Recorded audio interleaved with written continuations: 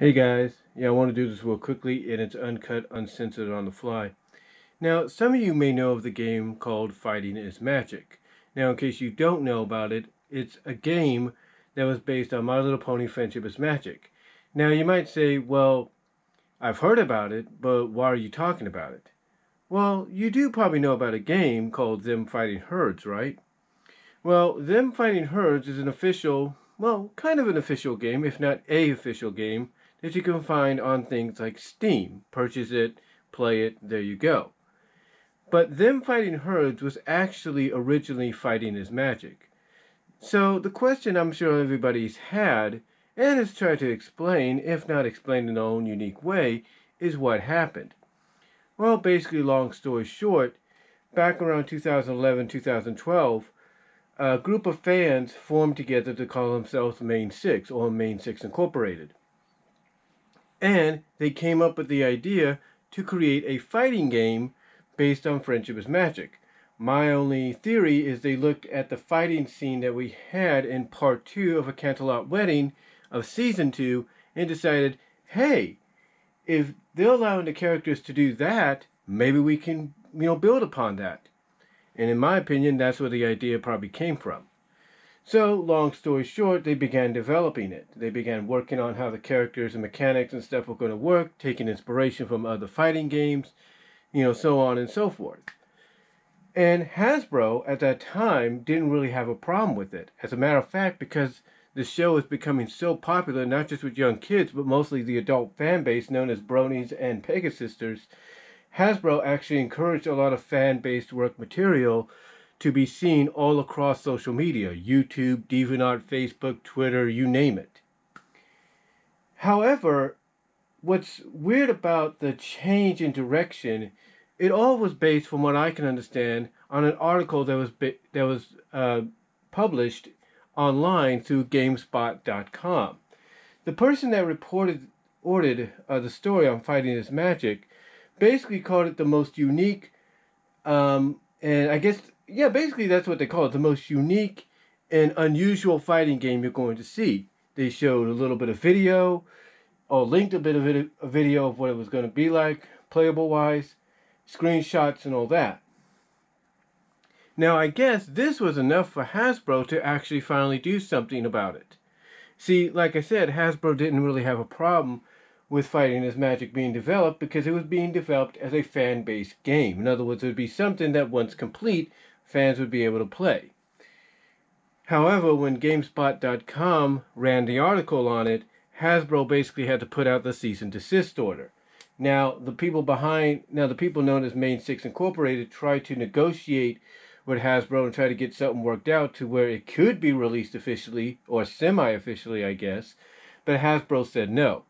This caused the Main Six to kind of redirect their efforts in a different direction, and thus, believe it or not, with the help of Lauren Faust, created Them Fighting Herds. Lauren Faust actually helped out, I think, by distributing or creating, background and character designs that, the people behind the game, the Main Six Incorporated, would be able to utilize in the game for characters that would be different in name and in species to what mainly the Main Six and the other MLP characters would be like.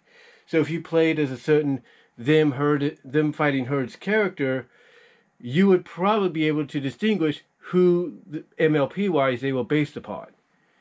And that's pretty much how Them Fighting Herds came about. But that wasn't the end for Fighting is Magic. No. Fighting is Magic actually continued on. As a matter of fact, a lot of people some people I should say from Main Six Incorporated, as well as fellow fans later on, helped kind of distribute the game from a fan-based perspective. Unofficially and so on, they distributed it across the board. Online, for people to download, I should say, online and to play at home, either by themselves or with friends.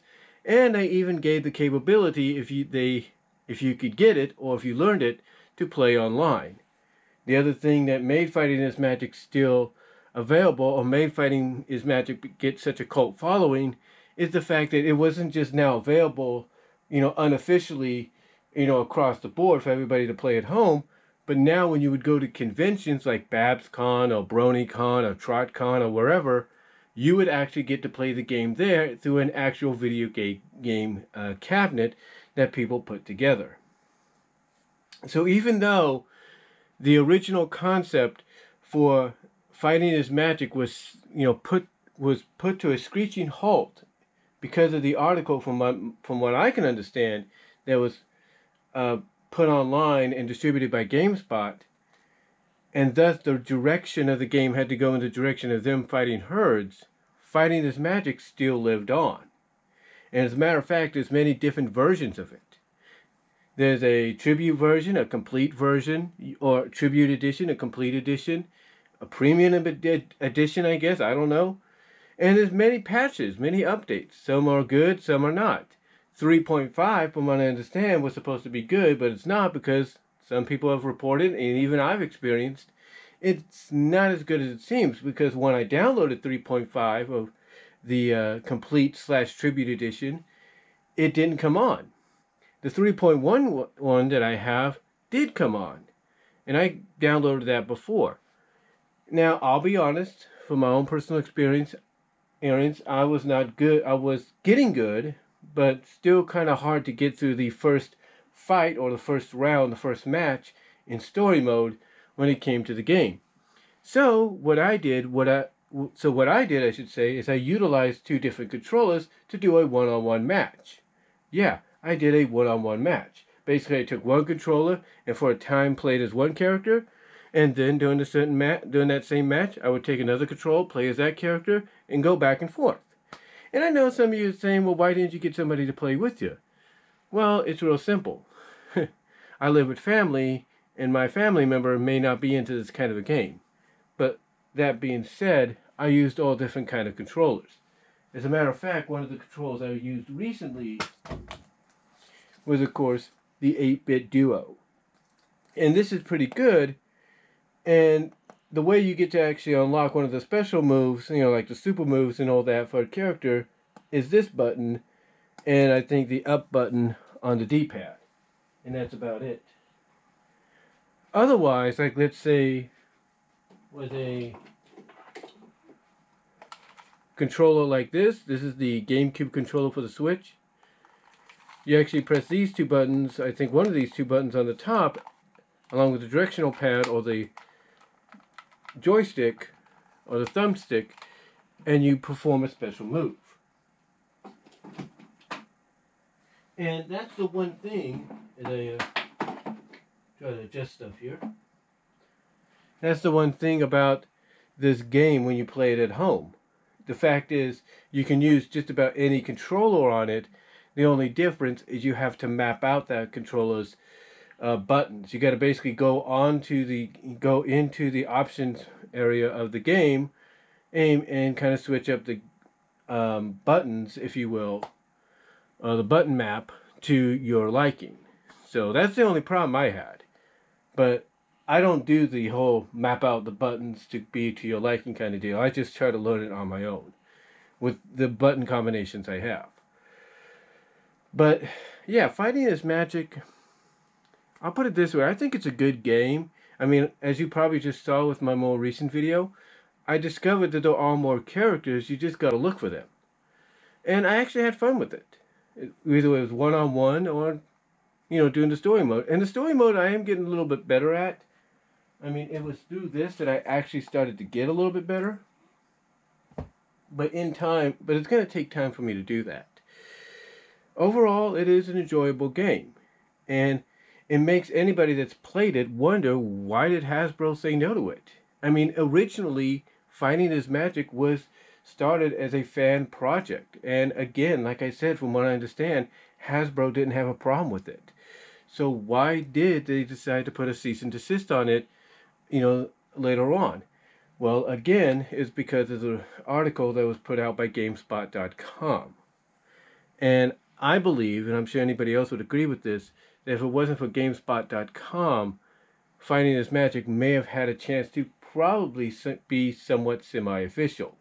And in my opinion, I think the idea, again, as I said at the beginning, the idea for this whole fighting mechanic came not just from the love of fighting games like Street Fighter and all that, but also from that fighting scene we had in part 2 of Canterlot Wedding from season two's finale. That's just my opinion.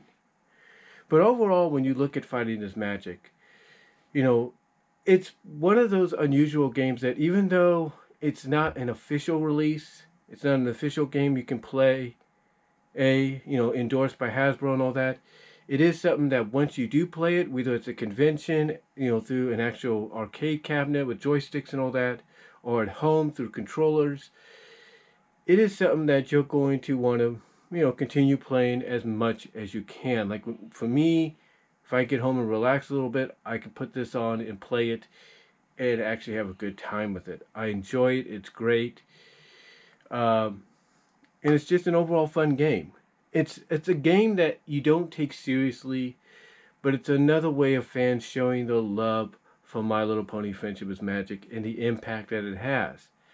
And again, in my opinion, I think they got the inspiration of this, or the idea for this, not just from somebody's love for fighting games, but from that fighting scene we saw in Canterlot Wedding between the main six and the changelings. That's just my opinion.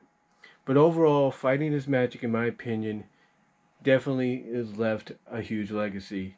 And hopefully, maybe someday someone from a fan perspective may try to port this onto a CD or something down the line that people could play on their televisions and not just on the computers. So that's really all I can say on it, guys. I know I sound like I rambled a bit. I do apologize, but that's just my thoughts on Fighting is Magic and how how I view it. How it came to be, in my opinion, and basically, again, I feel that if I honestly do believe, like anybody else, that if it wasn't for that GameSpot.com article, I think there's a good chance it could have been made somewhat official or somewhat given an official endorsement or capacity release by Hasbro in some shape or form. But we'll never know. The only thing now, but again, what I'm trying to say is the good news in the end, in closing here, the good news is we could still play it depending on the version you have.